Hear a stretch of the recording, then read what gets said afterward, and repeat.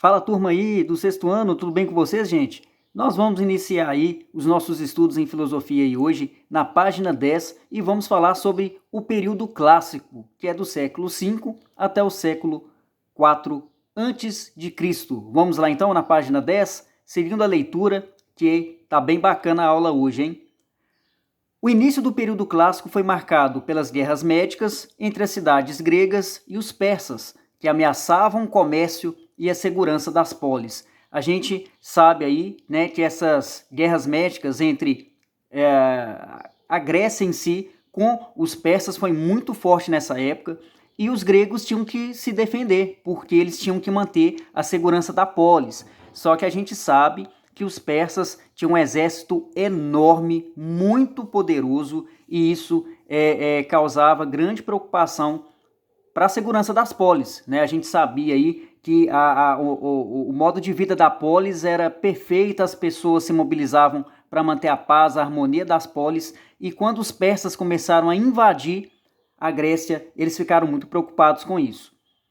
Após as guerras, Atenas tornou-se líder da Confederação de Delos, uma organização composta por várias cidades-estados, as quais deviam contribuir com navios e dinheiro para manter a resistência naval contra uma possível invasão estrangeira.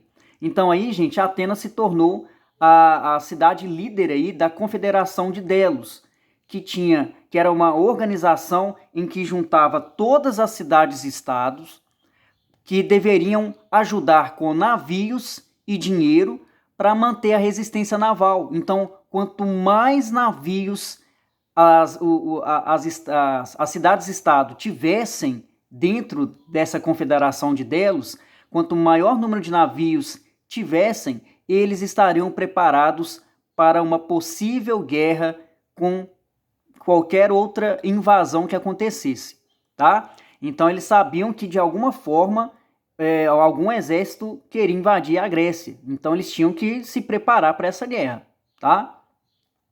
Esse período coincidiu com a prosperidade econômica de Atenas, com o esplendor cultural da Grécia. Então Atenas é considerado como a cidade-estado muito importante para o lado cultural da Grécia, tá? Então o nível de conhecimento foi tão alto que a Grécia, Atenas se tornou a cidade com elementos culturais muito importantes para todo mundo, né, que passava até então por Atenas e conhecia a cidade de Atenas.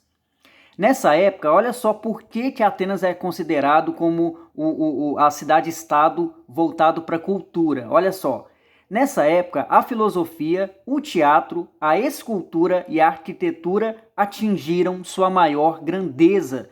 Então aí a filosofia estava muito forte nessa época, o teatro era essencialmente praticado dentro do modo de vida da polis lá em Atenas, tá? A escultura também começou a ser elemento decorativo das construções, então isso chamou muita atenção. E a arquitetura também, dá para a gente notar aqui que na fachada dessa construção, as colunas, elas são feitas de estátuas.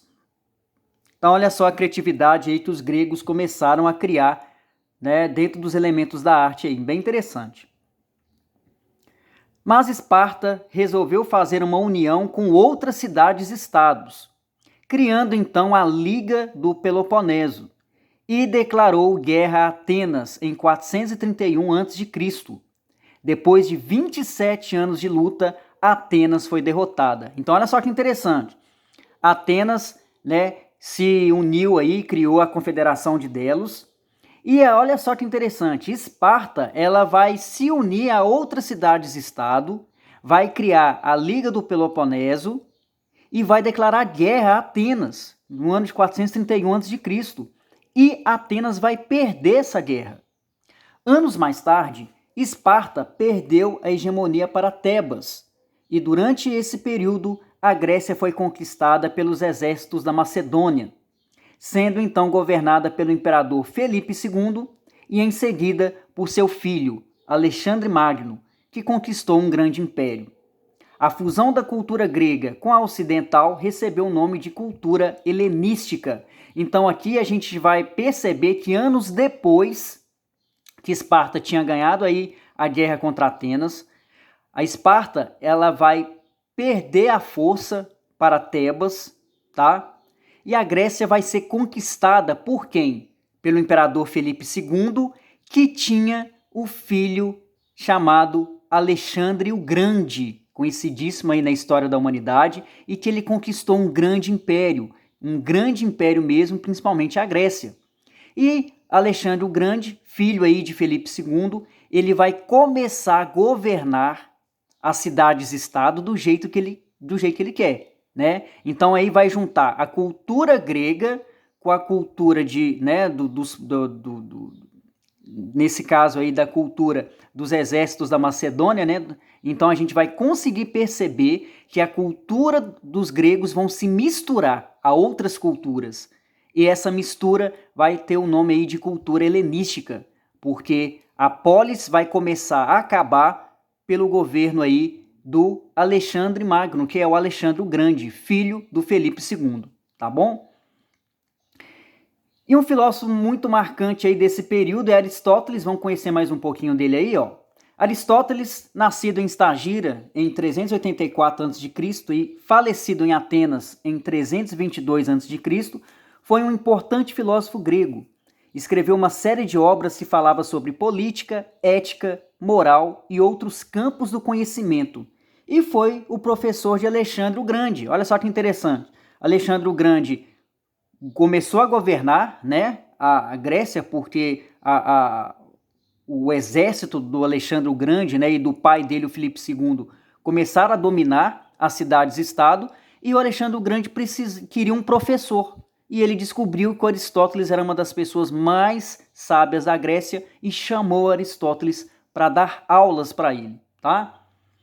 Em 343 a.C., foi convidado por Filipe II da Macedônia para ser professor de Alexandre, pois o rei queria que seu filho e futuro sucessor fosse um excelente filósofo. Aristóteles, então, estando na corte da Macedônia durante 4 anos, pôde prosseguir com suas pesquisas e desenvolver muitas das suas teorias. Quando retornou a Atenas em 335 a.C., após a morte de Alexandre, Aristóteles decidiu fundar sua própria escola chamada Liceu, onde, além dos cursos técnicos para os seus discípulos, dava aula ao povo em geral. No Liceu, olha as matérias que eram estudadas aí na escola de Aristóteles: geometria, física, química, botânica, astronomia, matemática e várias outras matérias. Então Aristóteles aí, depois que o Alexandre o Grande morreu, ele decidiu aí abrir a escola dele chamada Liceu, onde que ele dava aula, né, para os alunos dele e principalmente para o povo. Ele andava nas ruas e dava as aulas dele, tá? Então aí dava para a gente perceber aí que as matérias que eles estudavam, né, geometria, física e química, botânica, astronomia e matemática. O pessoal era bem inteligente para a época, né, gente? Impressionante. Então nós temos aí algumas atividades aí, ó. Observe esta imagem e leia a letra da canção que o acompanha para fazer o que se pede. Então aí nós temos aí a famosa pintura que mostra Alexandre o Grande recebendo aí as aulas do Aristóteles. O Aristóteles dando aula aí para Alexandre o Grande. Vamos lá? Alexandre, ele nasceu no mês do leão, sua mãe uma bacante. E o rei, seu pai, um conquistador tão valente, que o príncipe adolescente pensou que já nada restaria. Para, se ele chegasse a rei, conquistar por si só.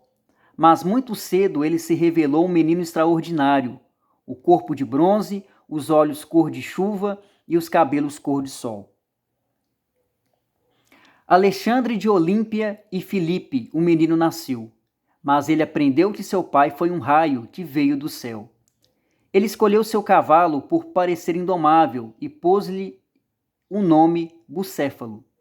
Ao dominá-lo, para júbilo, espanto e escândalo de seu próprio pai, que contratou para seu preceptor um sábio de Stagira, cuja cabeça ainda hoje sustenta o Ocidente. O nome Aristóteles se repetiria, desde esses tempos até nossos tempos e além. Ele ensinou o jovem Alexandre a sentir filosofia, para que, mais que forte e valente, chegasse ele a ser sábio também. Alexandre de Olímpia e Filipe o menino nasceu, mas ele aprendeu que seu pai foi um raio que veio do céu. Ainda criança, ele surpreendeu importantes visitantes, vindos como embaixadores do Império da Pérsia, pois os recebeu na ausência de Filipe, com gestos elegantes, de que o rei, seu próprio pai, não seria capaz. Em breve, estaria ao lado de Filipe no campo de batalha e assinalaria seu nome na história entre os grandes generais. Na grande batalha de Queroneia, Alexandre destruía a esquadra sagrada de Tebas, chamada a Invencível. Aos 16 anos, só 16 anos, assim já exibia toda a amplidão da luz do seu gênio militar. Olímpia incitava o menino do sol a afirmar-se. Se Filipe deixava a família da mãe, de outro filho de seus, de se insinuar. Feito rei aos 20 anos, transformou a Macedônia, que era um reino periférico, dito bárbaro, em esteio do helenismo e dos gregos, seu futuro, seu sol. O grande Alexandre o Grande, Alexandre conquistou o Egito e a Pérsia, fundou cidades, cortou o nó górdio, foi grande, se embriagou de poder, alto e fundo, fundando o nosso mundo. Foi generoso e malvado, magnânimo e cruel. Casou com uma persa, misturando raças, mudou-nos.